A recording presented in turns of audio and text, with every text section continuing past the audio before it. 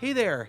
This video is all about the Viltrox 28mm F1.8 lens for Sony E-mount. Full disclosure, Viltrox sent me this lens to test out and review, but they didn't pay me anything. They don't see this video before it goes up, and so the opinion about this is definitely my own. With that out of the way, this is not going to be a super technical video. With my lens reviews, the biggest thing I like to do is show you as much sample footage as possible, and that's why I opened up this video with a bunch of sample footage and why I'm shooting on the lens right now. Now, 28mm is kind of an odd focal length, and it's one of my personal favorites, which we'll talk about a little bit later. So while I'm outside here, I just kind of want to show you what shooting a person looks like with this lens. I'm shooting on my FX3. A couple other things we can test out here. Well, what I found is the autofocus works really, really well.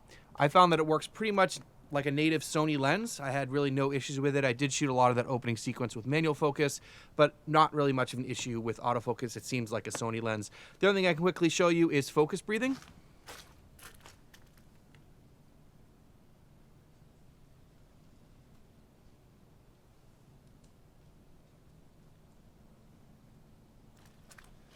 And what you can probably see is there really isn't that much focus breathing. So this lens performs really well. Let's go inside because it is, although it's sunny outside, it is a little bit chilly. So we're gonna head inside and talk more about this lens. All right, so I'm back inside, and I just want to take a moment to talk about where I shot that opening sequence, in case you're curious. I shot that at the Occoneechee Speedway trail, which hopefully I'm pronouncing that correctly. It's actually the only surviving dirt speedway from NASCAR's inaugural season in 1949, and now it's just a walking trail, so people are like running, walking their dogs, that sort of stuff. They did leave a few old cars, which you saw, the stands, and a few structures there. It's pretty interesting. I'm not a NASCAR fan, but just kind of interesting local history, and it's someplace I've wanted to check out for a long time and thought it'd be a good place to go out and get some test footage and walk around and show off the lens, and so it was pretty cool. Now, in terms of image quality, this lens is really nice. I really don't have a lot of complaints about it. So I did take this out for a hike last week and got some other footage, and you know, from this and the sample footage at the beginning of the video, this lens is pretty sharp. It's not crazy sharp like some of the really expensive modern G Master lenses, but sharp enough for most things. It does provide a good amount of contrast, and the colors looked really nice. I also didn't notice any vignetting on any of the shots really, so the vignetting is pretty well controlled, which is nice to see. In terms of the bokeh, although this is a pretty wide angle lens at 28mm, it does open up to f1.8, and you know, I didn't shoot at f1.8 the whole time obviously, but when I did open up the lens or get close to the subject, the background did look pretty nice, and I think it does produce decent bokeh. I also didn't see any chromatic aberrations out shooting, and I know I didn't do test charts and stuff like that here in the studio, but just from out shooting, I really didn't see many technical flaws with this lens. Now, one thing I do want to talk about are the flares. And a lot of times with flares, they're kind of personal preference. And I know nowadays with modern lenses, a lot of the lens manufacturers are trying to design lenses that have very few flares and have a very clean and clinical look. Now, I noticed this right away with this lens. It produces some pretty serious flares, and I think they're really cool. And so you get both ghosting and veiling flares, and the ghosting flares are pretty neat. They could provide lots of different shapes and colors from all the elements inside the lens, but you also get some really cool veiling flares that kind of take over. And so once I saw that early on with this testing with this lens, I just kind of pushed the lens as much as possible because I think it's a pretty unique characteristic of the lens. I wanted to show that off. All right, so let's talk about why you might want a 28mm lens, because 28mm is really not a common focal length that you hear people talking about a lot. Most people are thinking about the common focal lengths, which photographers use, like the 24, 35, 50, 85, etc. Now, 28 has found its home in a lot of cinema situations and some other photography applications, but it's not a common focal length. I'm not really sure why, but it is. So one thing I want to say about 28 is that I've been using it a lot, and mainly here in the studio. So on a full frame camera, what I've been doing for the past maybe year or so, I've been using this Sigma Art 28mm f1.4 lens. Now, what I like about 28mm is the fact that it is fairly wide. So if you're in a small space, like a home office or a small YouTube studio or something like that, it's really nice to not be super zoomed in if you'd like a bigger look, like I like to have my desk in the shot here and those sorts of things. But it's also at the point where there is not as much distortion. So if a lot of people shoot at 24mm if they want a fairly wide look, but you still get some distortion at the edges and if you get too close to the camera and those sorts of things. So 28, you have a little bit less distortion. Now, for myself, I can't shoot in this situation at 35mm. I just don't have enough room and to eliminate more of that distortion. So 28 is kind of a good middle ground for me. Now, when I'm shooting on like a Super 35 camera, which I am right now, I shoot around 21mm. So I usually aim between 28 and 30 on a full frame camera. And so when you're shooting on Super 35, you're gonna get more distortion because I'm of course shooting at 21 millimeters, but it's a trade-off. So I really do like 28 millimeters. Also, it's a really cool lens if you're shooting on APS-C, because when you crop in, you get roughly a 42 millimeter lens if you do have like 1.5 times crop on, like on Sony. And that's great for interviews and talking heads and stuff like that.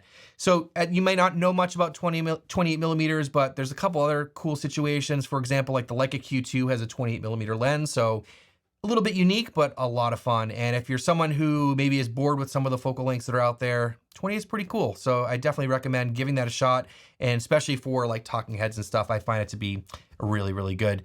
So in terms of the other 28 millimeter lenses that are out there for Sony, there really aren't that many. And one thing I already mentioned was the Sigma Art 28 millimeter F1.4 lens. And this lens is absolutely fantastic. I should actually review this lens at some point. This is actually a DSLR lens and is very heavy and it is very large. And this is actually an EF mount. So if you wanted to put this on your Sony camera, you could get the MC11 adapter, and the autofocus works fantastic. I've used this on my FX3 before. It acts almost natively.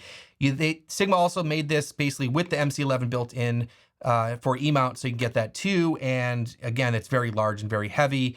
But the optical performance of this lens is absolutely stunning, but it's big and expensive. So this lens goes for $800 right now. The other option, Sony does make a 28 millimeter f2 lens, which I've never actually used before. It's $450. And it's a little bit older of a lens, but it is pretty small and lightweight. So I would be curious about that too, but I haven't tried it. So those are the other options. So let's talk about the design, the build quality, and features and all that kind of stuff on the lens. It's a pretty straightforward lens. We don't have any buttons or switches on the lens, so no autofocus, manual focus switch, which is something I really like to have on lenses. We have an aperture control, which I personally am not really a fan of. I don't use it, and I wind up bumping it a lot and then trying to figure out why my camera's set at some weird aperture. So if you leave it at A here, then the camera controls the aperture like normal, but there isn't a lock here, so you have to make sure it stays in there. Now it is declicked, so you can change this if you want to rack apertures or just have the control on there. It is fairly stiff, and one thing I do want to mention is that it kind of makes a squeaking sound.